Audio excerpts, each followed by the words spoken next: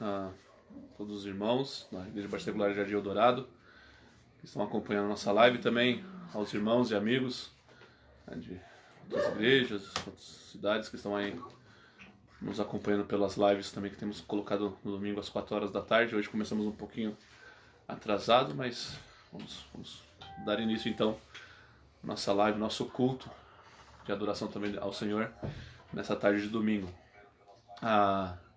Nós vamos começar então com uma palavra de oração, pedindo ao Senhor que nos conceda um bom tempo, também ilumine as nossas mentes para que possamos entender a sua palavra e que Ele aceite o nosso culto, a nossa adoração nesta tarde.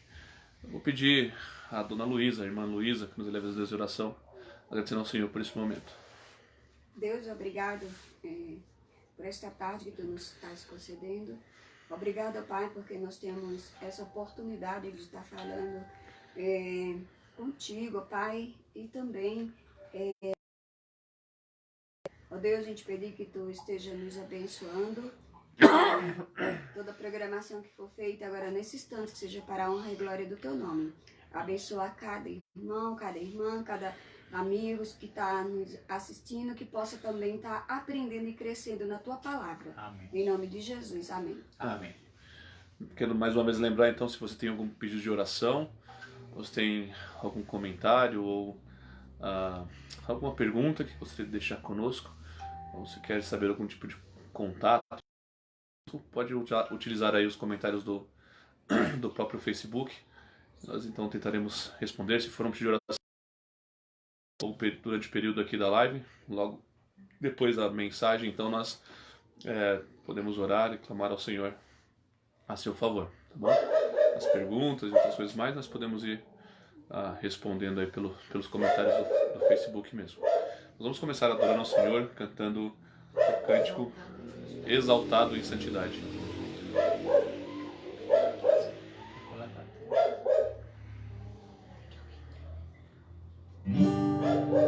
De todo o coração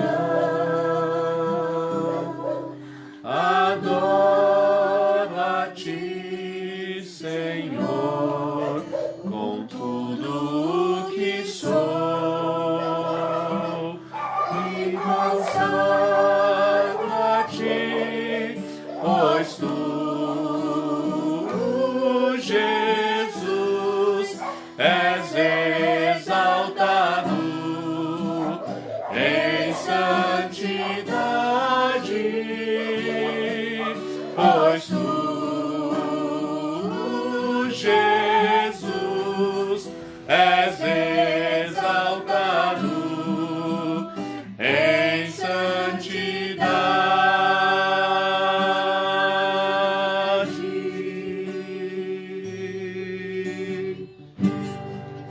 De todo o coração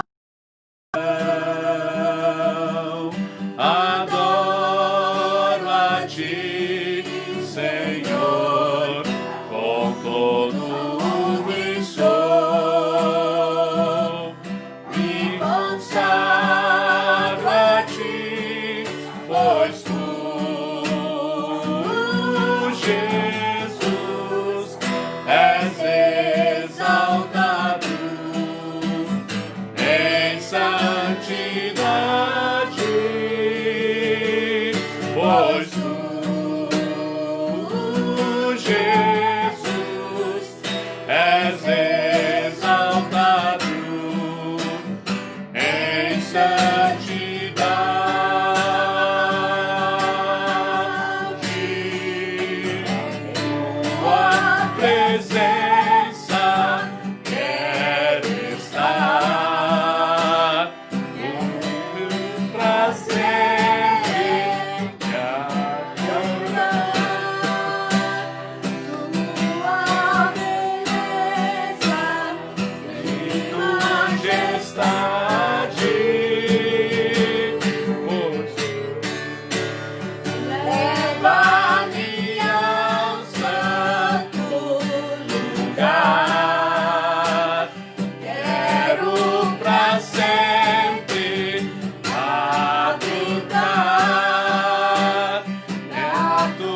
tua casa, as asas te coroando, com tudo que sou, pois tu,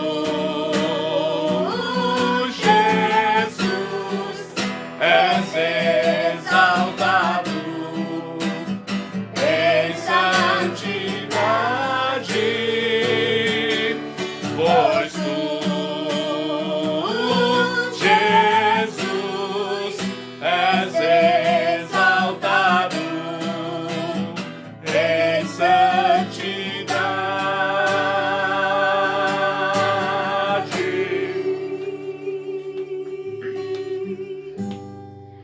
De todo o coração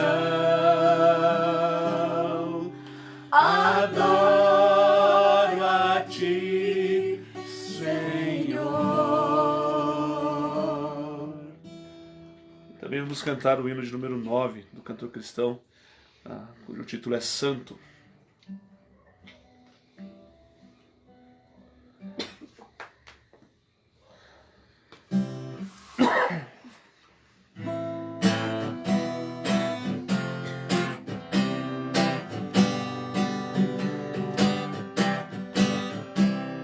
Santo, Santo, Santo, Deus onipotente, cedo de manhã cantaremos teu louvor. Santo, Santo, Santo, Deus Jeová triuno, és um só Deus, excelso Criador. Santo, Santo, Santo, todos os remidos, juntos com os anjos, proclamam teu louvor. Antes de formar-se o firmamento e a terra, eras e sempre és, e hás de ser, Senhor. Santo, Santo, Santo, nós os pecadores não podemos ver tua glória sem tremor. Tu somente és santo, não há nenhum outro, puro e perfeito, excelso benfeitor. Santo, Santo, Santo, Deus onipotente, tuas obras louvam teu nome com fervor. Santo, Santo, Santo, justo e compassivo, és um só Deus, supremo Criador. Amém. A terceira estrofe desse hino diz o seguinte: Santo, Santo, Santo, nós os pecadores não podemos ver tua glória sem tremor. Tu somente és santo, não há nenhum outro, puro e perfeito, excelso benfeitor. Na verdade, sem Cristo Jesus, né, se não fosse a graça, a misericórdia e o poder regenerador, revivificador de Cristo Jesus, nenhum de nós seremos aceitos na presença de Deus.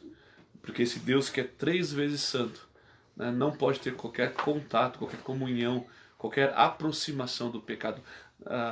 Geralmente nós dizemos que o pecado machuca, né, a santidade de Deus, ou ofende a santidade de Deus, mas a própria expulsão da parte de Deus ter expulsado-nos da sua presença foi um ato de misericórdia, porque nós seríamos consumidos na presença dele por causa do nosso pecado.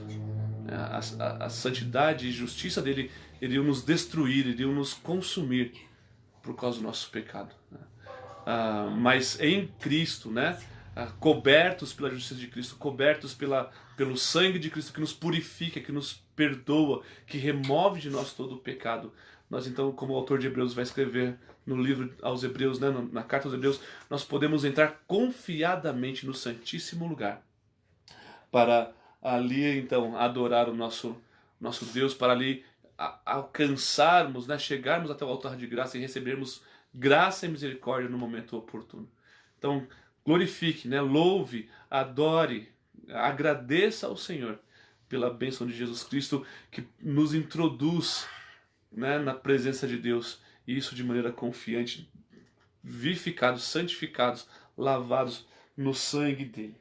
Bom, nós vamos passar ao nosso estudo então da Palavra de Deus, mas antes eu vou pedir a Simone, que também que nos eleva a Deus em oração, pedindo a Deus que abra o nosso entendimento, né, que ilumine as nossas mentes, de maneira que nós possamos compreender a vontade do Senhor e assim também nos capacite a obedecê-la, né, para, como eu ouvi pela manhã hoje numa outra live, nós possamos ser praticantes da palavra, né, não só ouvintes que se esquecem, porque nisso não há real poder, nisso não há real vida, mas sim que Ele nos capacite a praticarmos a obediência, em submissão a Ele, de maneira que nossa vida realmente seja uma vida abundante.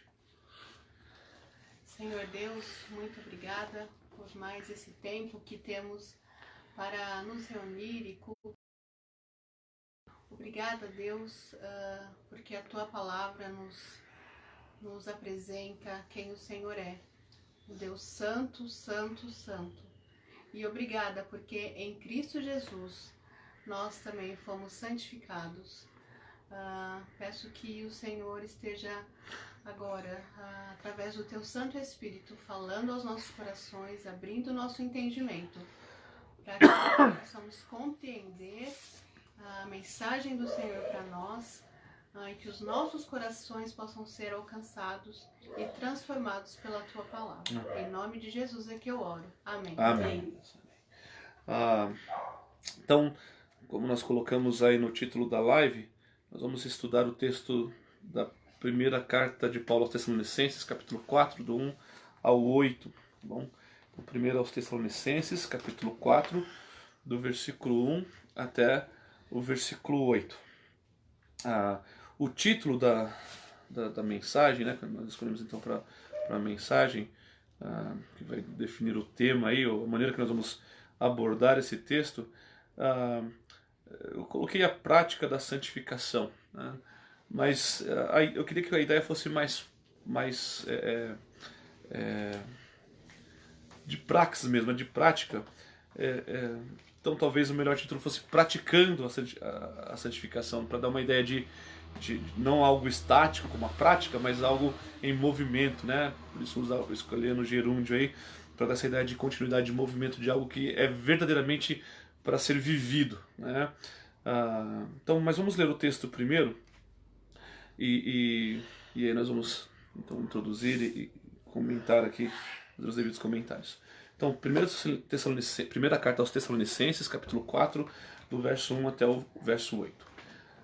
Finalmente, então, irmãos, suplicamos a vós e exortamos no Senhor Jesus que, assim como recebeste de nós o modo como deveis viver e agradar a Deus, viveis a fim de que abundeis mais.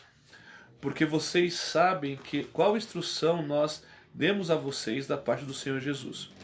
Pois esta é a vontade de Deus, a santificação de vocês. Fiquem longe da prostituição. Saiba cada um de vós ter o próprio corpo em santidade e honra, não em paixões descontroladas, assim como também os gentios, os quais não conhecem a Deus, nem transgredindo e defraudando nessa matéria o seu irmão. a seu irmão, porque vingador é o Senhor sobre todos aqueles que vivem desta maneira descontrolada. Assim como anteriormente falamos a vós e testificamos, porquanto Deus não nos chamou para a impureza, e sim para a santificação. De sorte, quem rejeita estas coisas não rejeita o homem, e sim a Deus, que também vos dá o seu Espírito. Muito bem, então o próprio Paulo, né, ele já diz que ele está indo para as considerações finais da carta aqui, né, ainda que ele vai ter todo o capítulo 5 também, além do capítulo 4, mas ele mesmo já começa esse parágrafo dizendo finalmente. É uma expressão também de conclusão, né? Então ele quer concluir, né? E talvez Paulo é como alguns pregadores batistas, né? Porque a conclusão dele é bem grande. Nós geralmente pregamos 2, 3, até 4 mensagens só na conclusão do apóstolo Paulo, que começa o capítulo 4 e vai todo o capítulo 5. Mas ele vai destacar aqui então algumas considerações finais, algumas questões finais que ele quer deixar para aquela igreja, aplicando, né, trazendo para a parte da prática o que ele disse nos versículos anteriores. E uma coisa importante aqui, né, muitas vezes, porque um dos temas importantes da primeira carta aos Tessalonicenses é ajudar aquela igreja a entender a entender as questões quanto à volta de Cristo, né? Aquilo que nós chamamos de os últimos dias, né? O dia que o Senhor vem para arrebatar a sua igreja e assim por diante. Mas, finalmente, a ideia que temos hoje de escatologia, ela é muito longe da prática, da praxe. Nós pensamos que, não, escatologia está falando só lá do futuro, de quando Cristo voltar, e é interessante que nós falamos de viver uma expectativa iminente da volta de Cristo, né? Nós até cantamos Maranata, ora vem Senhor Jesus, mas na prática, quando nós pensamos em escatologia, nós pensamos de algo lá para o futuro, bem distante de nós, talvez algo para os nossos netos e bisnetos. E isso se revela quando os nossos planos, eles não incluem a volta de Cristo. Os nossos planos são sempre assim, olha, eu quero ter uma carreira, e eu quero que meus filhos tenham uma excelente carreira profissional, que eles consigam ter uma boa vida aqui nessa terra, que eles consigam comprar casa, carro, e se formar na faculdade, e fazer isso e aquilo outro. E os nossos filhos também, né, educados por nós, eles fazem os mesmos planos, mas os nossos planos dificilmente levam em consideração o fato que talvez eu nem consiga terminar essa mensagem. E Cristo volte e nós estaremos na sua presença. Que talvez os meus filhos não cheguem ao próximo aniversário, né? Porque Cristo está vindo, e nós como cristãos deveríamos considerar isso de maneira prática, né? E Paulo faz isso aqui com escatologia. Então você vai ler lá nos capítulos anteriores, Paulo dizendo, olha, eu sei que vocês estão ouvindo coisas a respeito da volta de Cristo, e essas coisas estão equivocadas. Na segunda carta ele até vai mais prático ainda, porque por causa de uma má compreensão de escatologia, alguns estavam parando de trabalhar e vivendo às custas dos irmãos. Ele diz, olha, então, inclusive, né, vocês estão tendo uma compreensão equivocada de escatologia, lembrem-se, né, quem não trabalhar também não coma. Né? Tudo considerações práticas. Mas aqui na primeira carta, e ainda mais vindo para a questão do capítulo 4, Paulo vai ligar a ideia de escatologia, o assunto de escatologia, com a ideia de santificação. A compreensão correta da volta de Cristo deve promover em nós uma prática correta. A esperança de Cristo volte deve promover em nós uma prática correta, nos levando a querer sermos santos, como Deus é santo. Não somente por medo, não porque, olha, se Cristo vier e me pegar fazendo alguma coisa, né, como eu já ouvi várias vezes pessoas falando, se Cristo voltar e eu estiver em tal lugar, ou naquele outro lugar e tal, como se realmente, né, não crescem numa doutrina básica para nós, que é a segurança de salvação. Que uma vez que cremos em Cristo, somos salvos, e quando Cristo voltar, se somos salvos, nós que somos filhos de Deus, quando Cristo voltar, não importa onde estivermos, o que estivermos fazendo, nós seremos arrebatados. vamos ter que prestar conta das nossas práticas, talvez alguns de nós, né, seremos salvos como que através do fogo, como Paulo diz na primeira carta aos Coríntios, mas o fato é que temos segurança da salvação. E essa é uma doutrina básica, principalmente para nós batistas, né? Mas a correta compreensão de escatologia deve provocar em nós um amor para com o nosso Deus que nos leva a querer viver de maneira santa, a praticar a santidade, a viver de uma maneira que realmente agrada ao nosso Deus, porque Ele está voltando e eu amo a Ele e quero sempre dar o melhor para Ele, como quando esperamos um convidado que honramos muito em nossa casa. E sabemos que esse convidado vai chegar, deve chegar, e o que fazemos? Arrumamos a casa. Colocamos as coisas no lugar certo, preparamos uma boa alimentação, uma boa comida, e queremos deixar o ambiente mais agradável possível para esse nosso convidado que honramos, que queremos honrar. Cristo está voltando. E qual é a honra que Cristo merece? Como queremos apresentar a nossa casa a Ele? É essa a preocupação. Não é só aquele medo, né, do legalismo, de que se Ele voltar. Não. É a preocupação do amor, de querer honrar aquele que está vindo. Essa tem sido a preocupação da igreja verdadeira. E Paulo está chamando a atenção a isso aqui. E aí sim, então, Paulo quer levar esses irmãos, então, tendo em vista que Cristo está vindo, que a vinda dele é iminente, que a qualquer momento ele vai estar chegando para nos levar para perto dele. Paulo quer dizer, olha, amem isso, amem a volta de Cristo, de maneira que esse amor pela volta de Cristo promova em vocês uma vida de santidade. Então, olhando mais diretamente para o capítulo 4 aqui então, né, para essa conclusão de Paulo, né, é importante considerarmos o que ele diz aqui logo na sequência do versículo 1, dizendo: irmãos, pedimos a vocês e os exortamos no Senhor Jesus, aprenderam de nós a maneira como devem viver e agradar a Deus, e efetivamente o estão fazendo. Vocês continuem progredindo cada vez mais. Eu não sei se acontece com todo mundo, mas durante muito tempo, quando eu ouvia, principalmente quando eu ouvia as mensagens, né, quando eu não estava na posição ou na função ainda de ser o pastor, de ser o ensinador na igreja, eu ouvia sobre santificação e já pensava, poxa, eu acho que o pastor descobriu alguma coisa que eu fiz de errado, e aí vai estar lá o chicote agora e eu vou ter que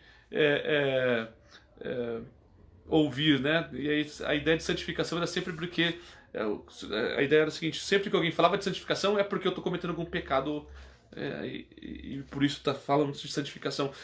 Mas é interessante que Paulo vai falar de santificação com esses irmãos, mas não porque esses irmãos estavam vivendo em pecado, pelo contrário. Olha o que ele diz no versículo 1, não é?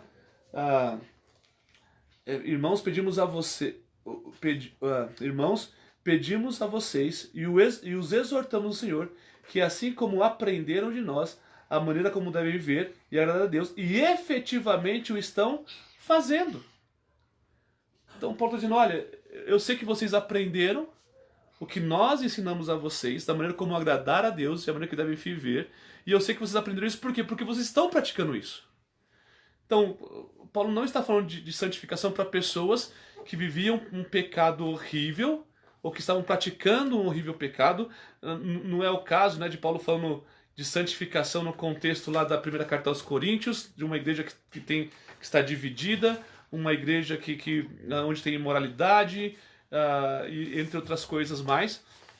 Mas de Paulo está exortando, incentivando uma igreja que já está praticando adequadamente a santificação, que já está vivendo de maneira santa como deveria viver, e Paulo quer dizer para eles, eu sei que vocês podem progredir ainda mais. Vocês já estão vivendo a santificação, mas eu quero que vocês vivam essa santificação de maneira mais intensa, de maneira mais completa, de maneira ainda melhor. Que vocês cresçam em santificação. E o nosso objetivo aqui também é o mesmo. Não estamos dizendo que qualquer pessoa que esteja ouvindo essa exortação ou esse estudo a respeito da primeira carta aos Tessalonicenses, capítulo 4, 1 a 8, esteja ou não, né? Eu não tenho como saber quem é que está praticando não pecados. Quem sabe isso é você e Deus. Mas o fato é que mesmo que você não esteja vivendo uma vida de dissolução, né, de prostituição, como nós vamos ler aqui, e cometendo outros pecados graves ou pecados não tão graves, mas que ainda assim por serem pecados atrapalham a comunhão com Deus e atrapalham o seu progresso em santificação, mesmo que o seu caso seja o fato de que você já está se dedicando e se esforçando, né, buscando ao máximo viver uma vida santa, esse texto também é para você e para mim. A ideia de que nós podemos crescer, de que nós podemos melhorar, de que nós podemos viver de maneira mais santa ainda. Que não, como Paulo diz lá em Filipenses, que ainda não alcançamos a perfeição, mas que podemos continuar correndo atrás dela. E essa é a ideia aqui. Ou seja, eu sei que vocês estão vivendo já da maneira que agrada a Deus, mas eu quero que vocês cresçam ainda mais. E por isso, então, eu estou exortando vocês, né? Então, verso 1, pedimos a vocês e os exortamos no Senhor Jesus, que assim como aprenderam de nós a maneira como devem viver e agradar a Deus, efetivamente o estão fazendo, vocês continuem progredindo cada vez mais. Então esse é o objetivo da exortação de Paulo. Que esses irmãos continuem progredindo mais. E por conseguinte, né, entendendo a questão da inspiração verbal e plenária, do fato de que Deus é quem está falando através da caneta do apóstolo Paulo, então Deus está pedindo para cada um de nós que já praticamos, que já estamos nos entregando e buscando uma vida de santificação. Deus também hoje está falando com nós, dizendo: olha, eu quero que vocês progridam, que vocês cresçam, que vocês continuem crescendo cada vez mais na prática da santificação. Como então? Como praticar a santificação? Como viver, né, essa santificação e não estacionarmos, não pararmos naquilo que nós achamos: olha, já estou fazendo o suficiente, eu já sei, já consegui fazer isso, já venci isso, aquilo, e agora posso viver tranquilo, né? Lembra que esse foi o erro de Israel. Eles pensaram: não, nós já somos a nação santa, né? Como eu estava falando hoje pela manhã com os irmãos na nossa EBD, nós... na oração, né, de Jesus, lá da parábola de Jesus, do fariseu e do publicano, e o fariseu dizendo: não, eu jejuo 3 vezes ao dia, eu dou pago os meus dízimos, né, dou as minhas esmolas, então eu sou santo, não sou pecador como esses homens. E Jesus diz: olha, esse homem desceu para casa, mas ele não foi justificado. Ele não recebeu a justiça de Deus porque ele estava confiando na sua própria justiça. Então, a ideia é que a gente não estacionar, porque nós corremos esse mesmo risco. Se pararmos de buscar a santificação, se pararmos de pensar em santificação, se pararmos de amar a Deus e a esse Deus que é santo, e assim queremos ser como Ele é, nós corremos o mesmo risco de nos tornarmos legalistas, de nos tornarmos pessoas que confiam na justificação que podem produzir, na santificação que podem produzir. Então, como viver realmente de maneira santa? A primeira coisa que Paulo vai destacar aqui, né, é que nós devemos praticar a santificação, porque esta é a vontade de Deus. Logo no verso 1 também, não é isso? Diz: assim como aprenderam de nós a maneira que devem viver e agradar a Deus. E é interessante que, ainda que Paulo não entrou diretamente no assunto aqui, ele está introduzindo o assunto que ele está trabalhando aqui no capítulo 4, mas ele já começa a dar indícios. Porque a ideia de agradar aqui é a ideia de satisfazer, de trazer satisfação. E o que ele vai trabalhar no decorrer aqui dessa perícope, né, desse parágrafo do verso 1 até o verso 8, é justamente essa ideia de a busca pelo prazer próprio, a autossatisfação, em contraste com a satisfação de Deus, ou encontrar prazer em satisfazer a Deus. E por isso, já que no começo ele lembra, olha, a exortação que eu quero fazer a vocês é que vocês vivam de uma maneira cuja a satisfação de vocês seja agradar a Deus. E por isso que eu destaquei no primeiro ponto aqui, na primeira questão aqui, é que santificação é algo que deve levar em consideração a vontade de Deus, aquilo que agrada a Deus em primeiro lugar. Muitas vezes, né, nosso maior problema com santificação é justamente aí. Existem algumas coisas da vida cristã que nós pensamos, não, é certo, eu gosto de fazer isso.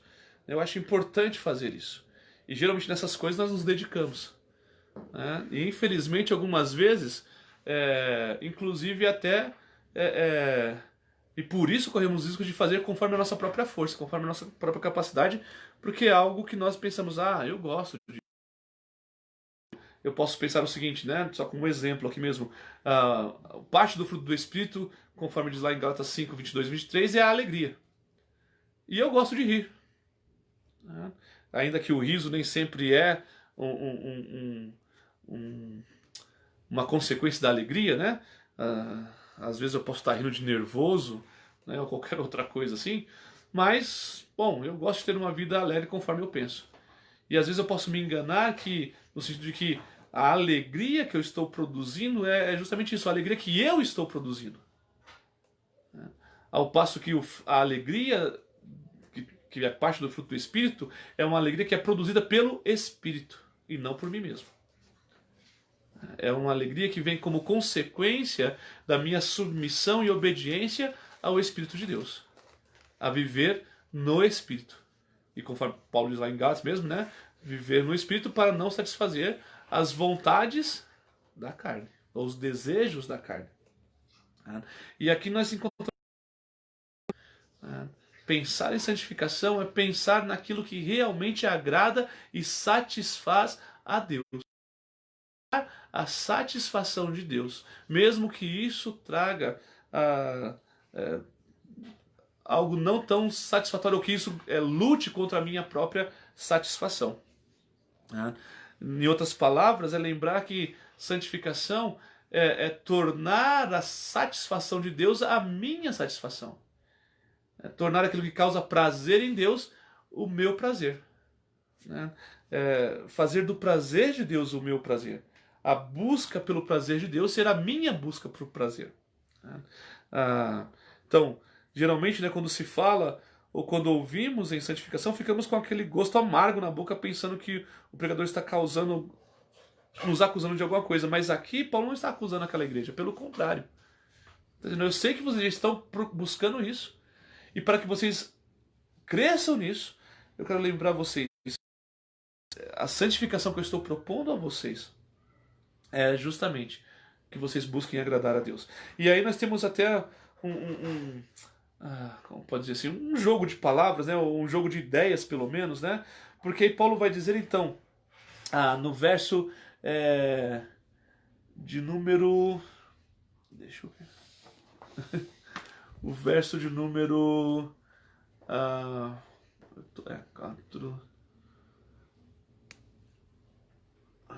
Aqui, verso número 3, né? Que Paulo vai dizer, lógico, tá bom, eu quero agradar a vontade de Deus, mas qual é a vontade de Deus? Então o verso de número 3 responde isso. Pois a vontade de Deus é a vossa santificação. Então, assim como a santificação tem a ver com a vontade de Deus, ou revela a vontade de Deus, a própria vontade de Deus é a nossa santificação. O que Deus quer, o que dá prazer a Deus, é que nós então sejamos santos como Ele é santo. E isso é interessante demais, então. Então, eu quero agradar a Deus, quero buscar a vontade de Deus. E para que isso ocorra, eu tenho que buscar ser santo. E cada vez que eu busco mais agradar a Deus, mais ainda eu vou me santificar, pois esta é a vontade de Deus, a minha, a sua, a nossa, a santificação da igreja. Essa santificação que nós já falamos, e Paulo vai falar bastante nisso, né? Muitas vezes a palavra justificação lá em Romanos tem a ver com santificação. E eu queria só destacar o fato de que nós já fomos santificados por Deus. É por isso que Paulo pode chamar a igreja em Corinto de santos e fiéis que vivem em Corinto. Como diz lá no versículo 1 do capítulo 1 da primeira carta. Aos santos e fiéis que vivem em Corinto. E você lê o resto da carta e você até fica se perguntando, mas que santos e fiéis tinham em Corinto? Será que havia algum santo e fiel em Corinto? Mas o fato é que todos aqueles que creram em Cristo, mesmo que em algum momento da sua vida eles pecam, eles erram e não estão fazendo necessariamente a vontade de Deus, mas pelo fato de ter crido em Cristo, eles foram santificados, eles foram justificados. Né? Como já citei Romanos, né? Todos aqueles que creem em Cristo são justificados por Deus. Né? São santificados por Deus, são tornados santos por Deus, separados por Deus do pecado, do mundo, da morte, do eu, para viverem uma vida que realmente agrada a Deus. Né?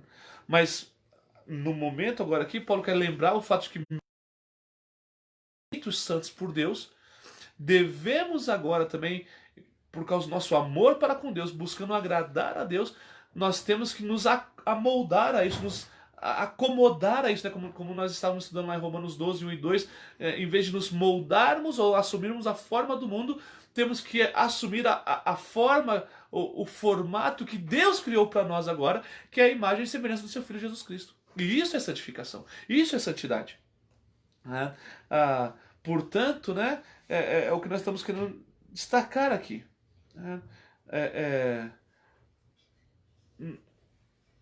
Nossa busca por agradar a Deus vai nos levar à ideia de que eu preciso ser mais santo. Eu preciso ser mais dedicado a Deus.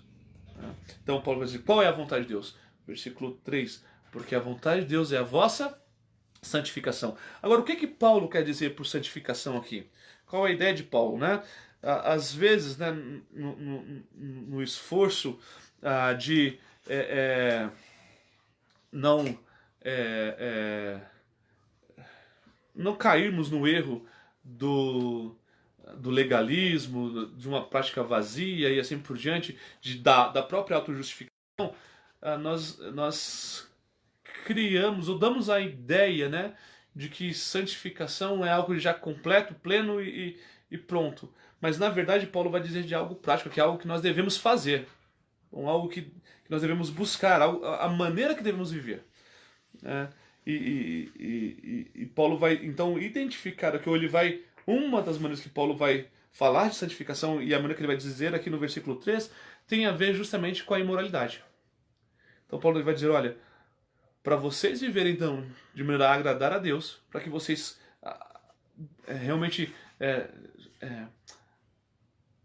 causem prazer em Deus, satisfazendo a vontade de Deus, vivendo de uma maneira santa, ou seja, viver de uma maneira santa, como Paulo vai dizer aqui no versículo 3, é afastar-se, abster-se, ficar longe da imoralidade. Né? Então o versículo 3 diz, pois esta é a vontade de Deus, pois a vontade de Deus é a santificação de vocês, que se abstenham da imoralidade sexual. Então, aqui em 1 Tessalonicenses 4, 3, santificação é a abstenção da prática sexual. É verdade que,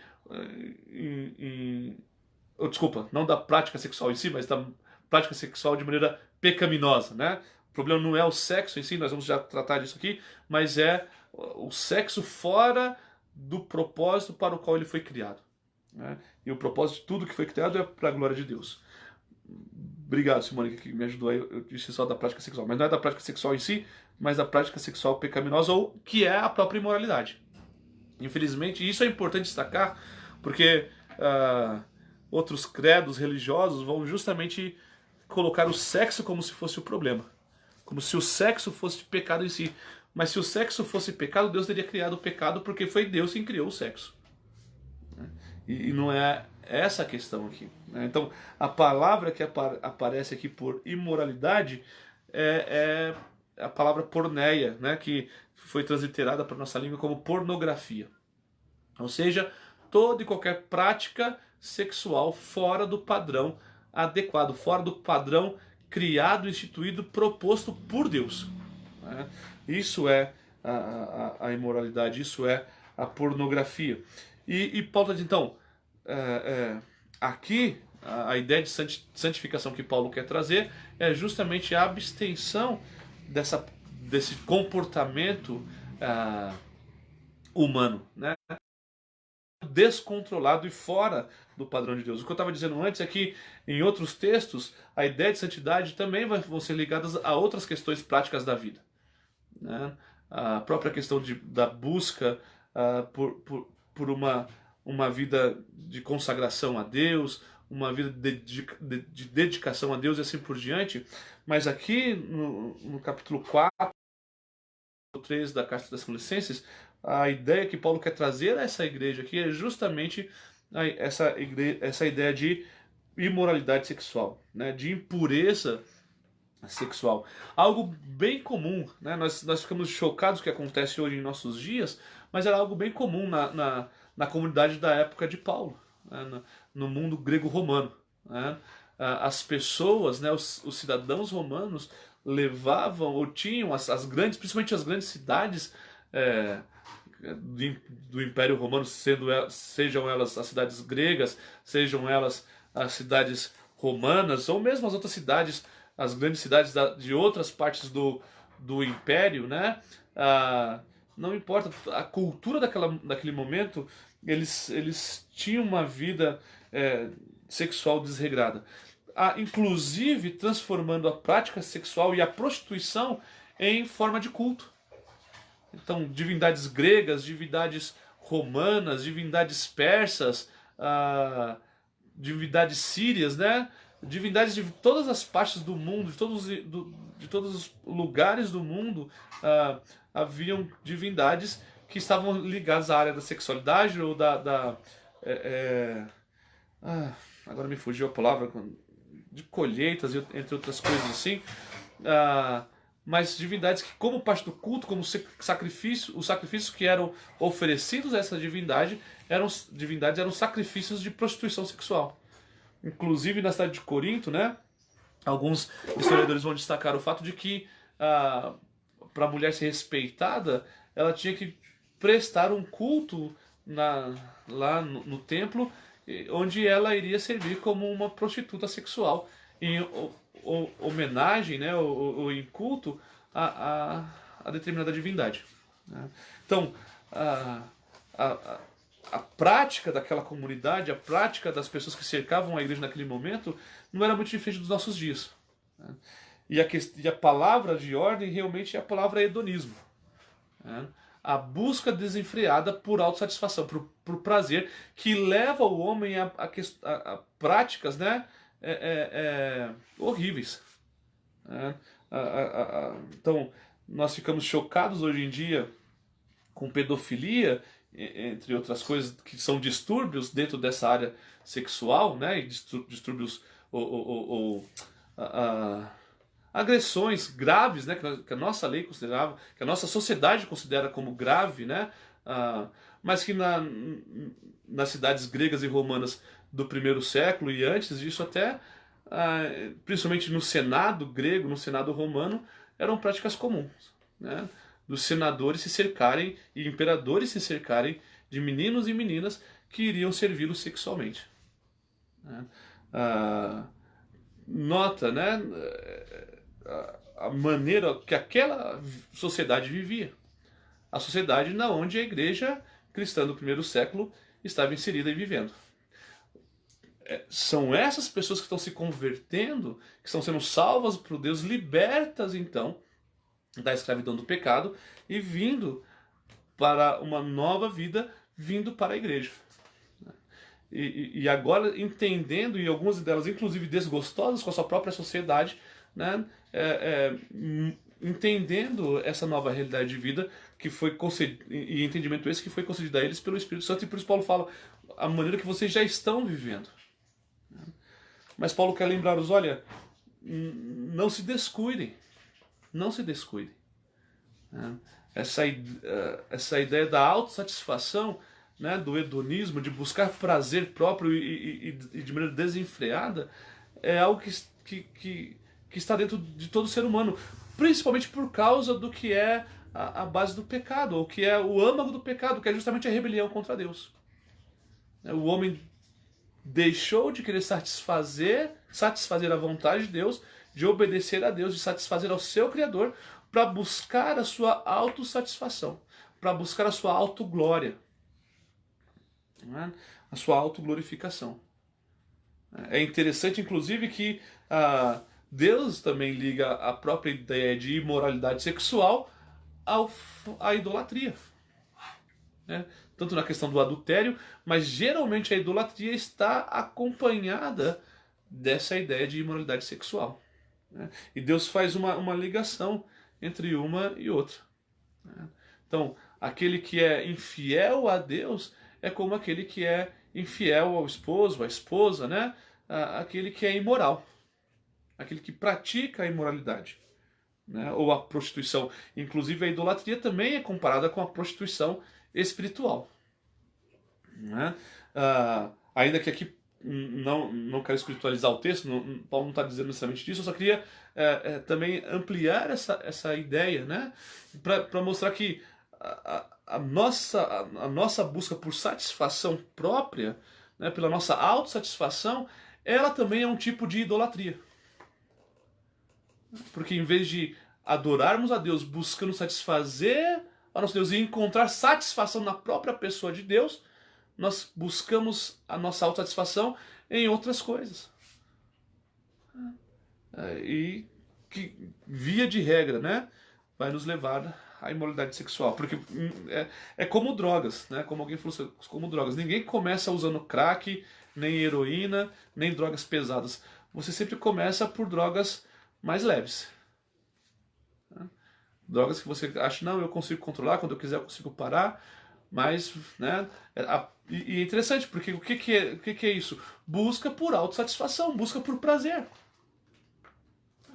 Em outras palavras, continua sendo o mesmo hedonismo. E por isso Paulo está dizendo, santificação é ficar longe da imoralidade sexual, mas também é ficar longe dessa busca por autossatisfação.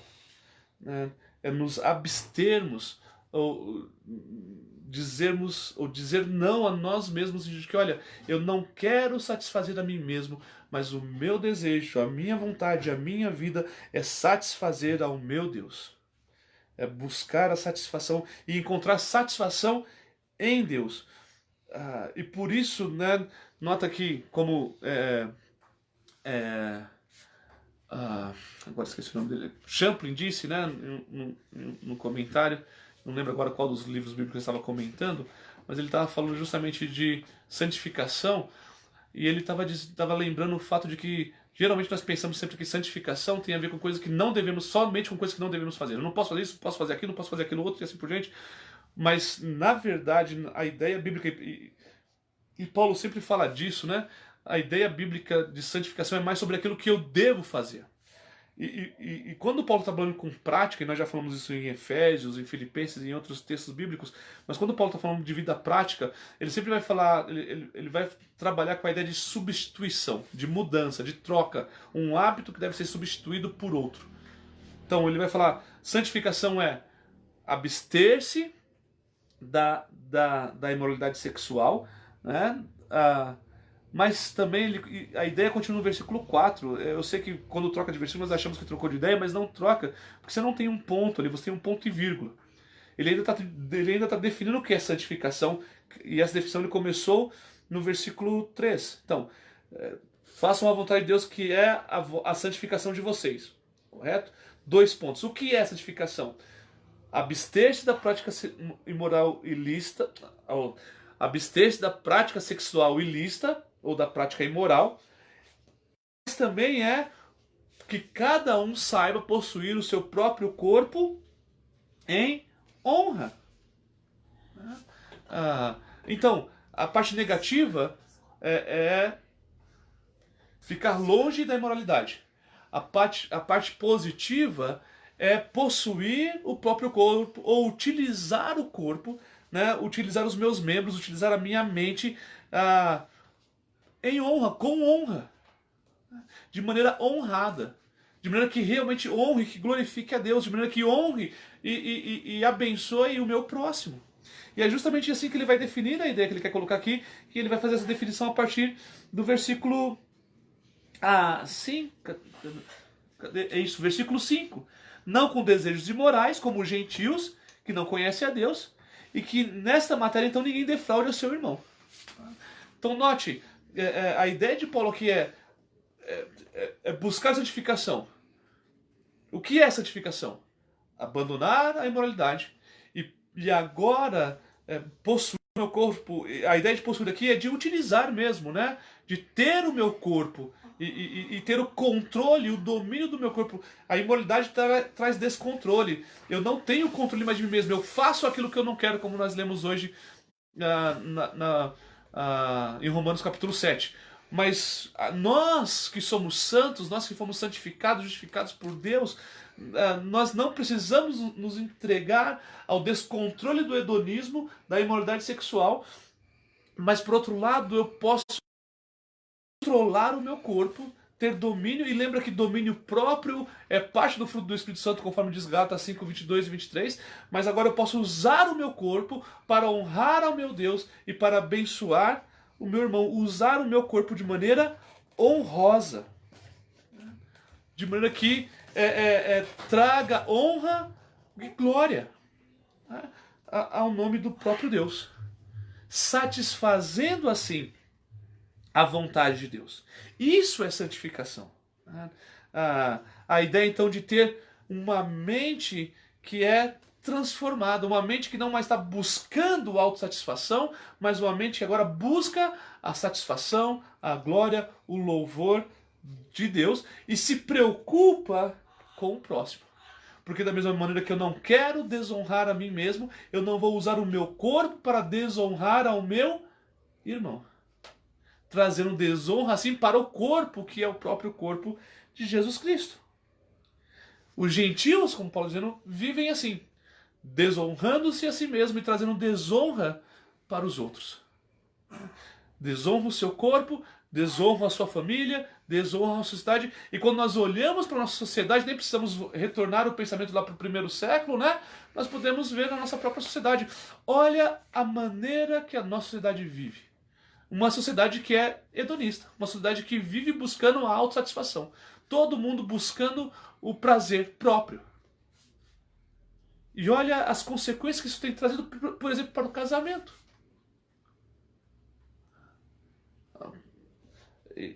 As pessoas que se unem não para uma honrar e satisfazer a outra, mas cada um pensando na sua própria satisfação. E o casamento se torna simplesmente mais um meio, mais um instrumento de eu conquistar ou conseguir essa satisfação minha, né? O casamento se torna mais um instrumento do hedonismo, tão somente. E quando não funciona do jeito que eu quero, quando essa autossatisfação não acontece mais, então o problema é o casamento. E aí vamos acabar com o casamento. Agora, nota as consequências práticas e sociais disso. Sendo pesquisador da área de história, de geografia, sociologia, o que é a área que trata do comportamento humano, olhando para a Europa, por exemplo, nós vamos perceber que as projeções para a longevidade de várias civilizações antigas da Europa são negativas, né? As projeções são que países, né, ou sociedades ou culturas como a francesa, a inglesa, entre outras, logo, em poucos anos, né, vão deixar de existir. Por quê? Porque as pessoas não estão mais se casando. Não estão mais tendo como objetivo ou alvo, pelo menos desejo ter filhos. Porque acham que podem encontrar satisfação própria vivendo da maneira que vivem. E a vida desregrada, desenfreada que vivem, trazem consequências não somente para a pessoa. Afetam a família, afetam a comunidade, afetam a sociedade, a ponto de repente, poder, inclusive, acabar com toda uma civilização. Ah, mas pastor, isso é... Bom, nós estamos falando de estudos recentes, né?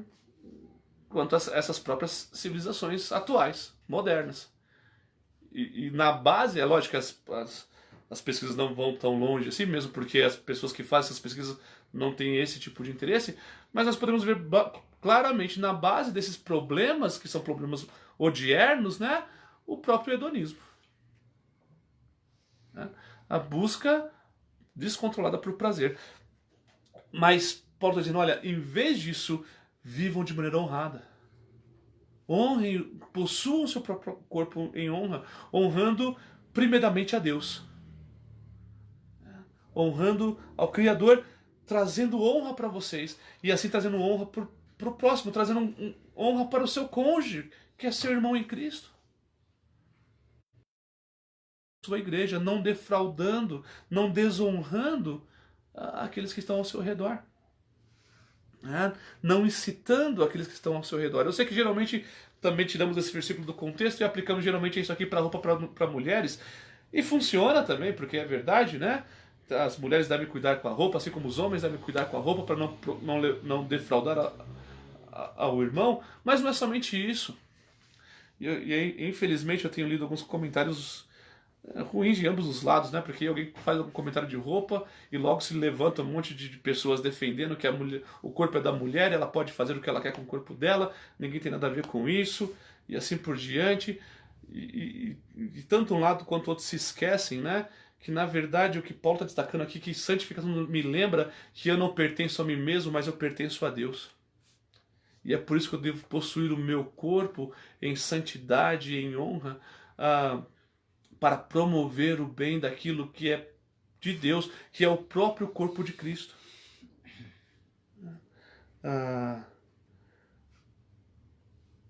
Então, o que eu queria destacar aqui com vocês, né, nessa tarde, em primeiro lugar, é que santidade tem a ver com a satisfação da vontade de Deus.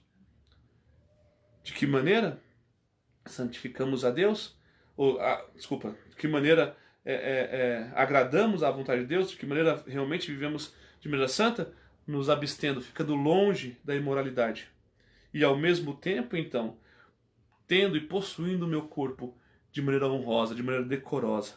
Né? Como Paulo diz aí no versículo 4 e 5, né?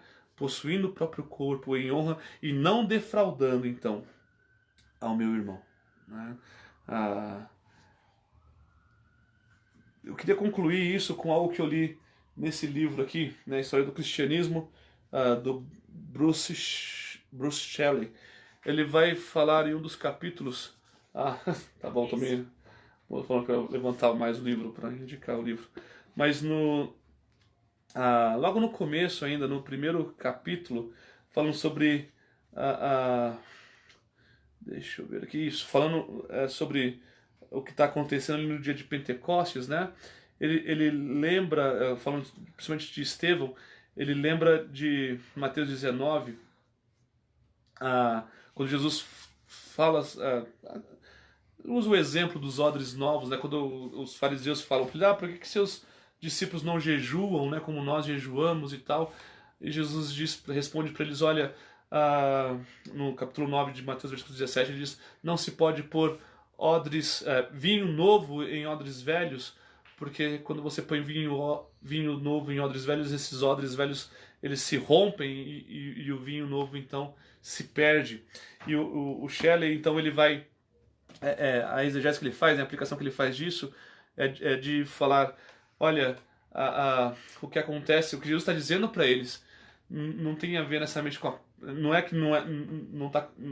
que é errado a prática de jejum ou qualquer coisa assim, mas ele está dizendo que a maneira agora de viver, né, a maneira de pertencer ao reino de Deus, a maneira de se comportar no reino de Deus é diferente da maneira antiga. a, a ideia, e aí não tem a ver necessariamente com a questão de Deus, mas a ideia que o judeu entendeu a maneira de agradar a Deus. O judeu entendeu que a maneira de agradar a Deus era através de uma prática que ele mesmo podia fazer, que ele mesmo poderia produzir, né? A justiça, mais uma vez voltando a dizer sobre isso, né? A justiça que ele mesmo poderia produzir, né? Mas o judeu fazia isso através da sua própria força, para o seu próprio agrado, para o seu próprio orgulho, por causa do seu próprio orgulho. E quando os fariseus confrontam Jesus com isso, eles estão simplesmente se organizando. Olha o que nós fazemos, olha o que nós podemos fazer. Enquanto seus discípulos, olha, nem jejuar no jejum.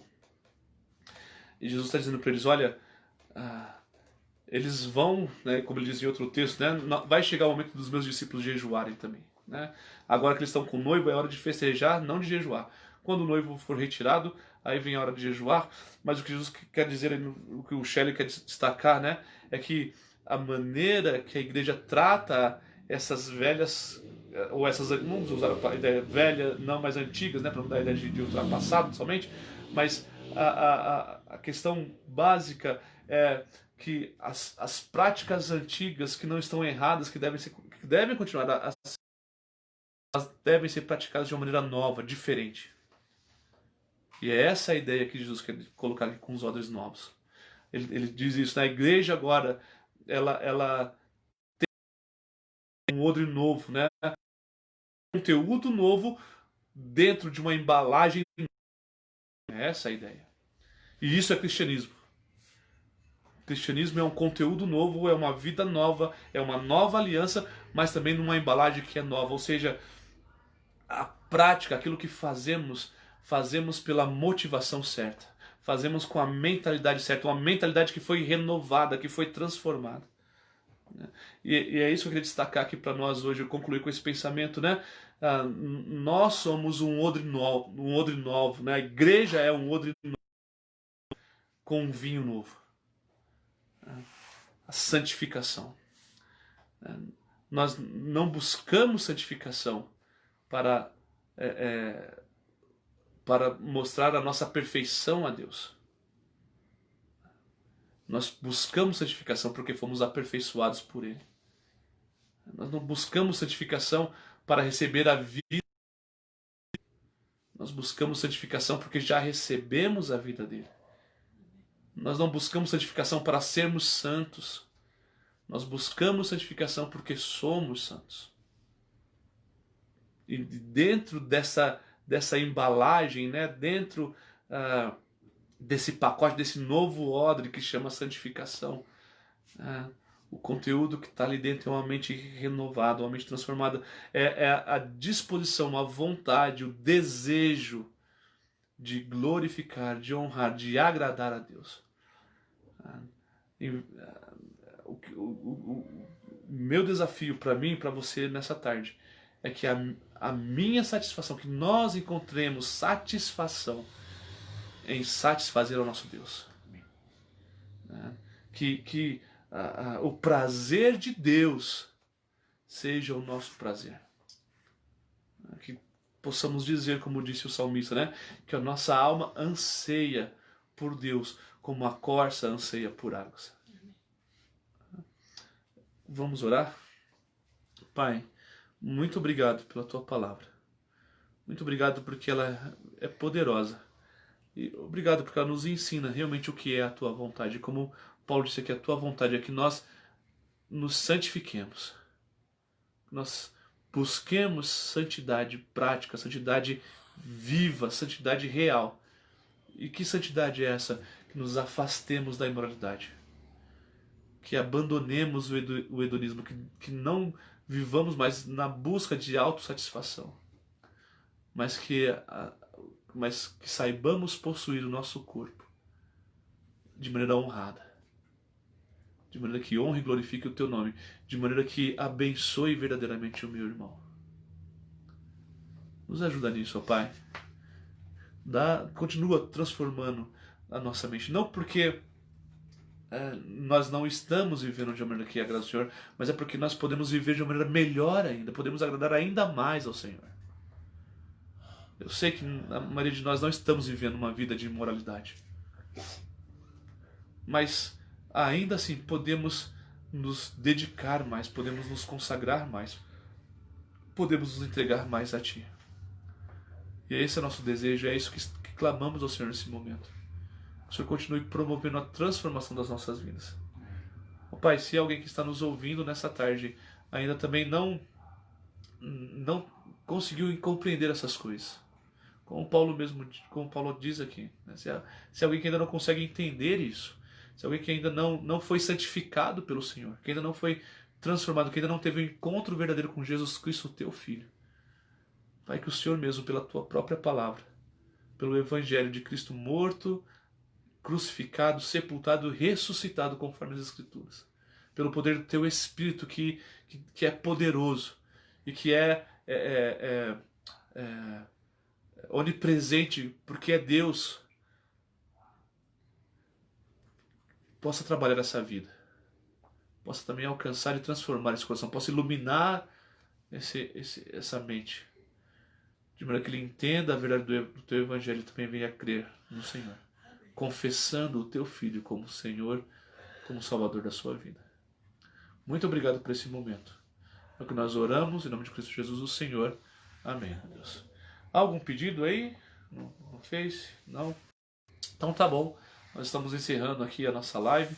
Queremos desejar uma boa tarde, um bom final de domingo aí, uma excelente semana. E lembre-se que a vontade de Deus para a sua vida é a santificação. Que você se afaste da prostituição. E que você tenha o seu corpo, que você saiba possuir o seu corpo, ou controlar o seu corpo, de maneira que honre a Deus e abençoe o seu irmão. Amém? Amém. Que Deus nos abençoe.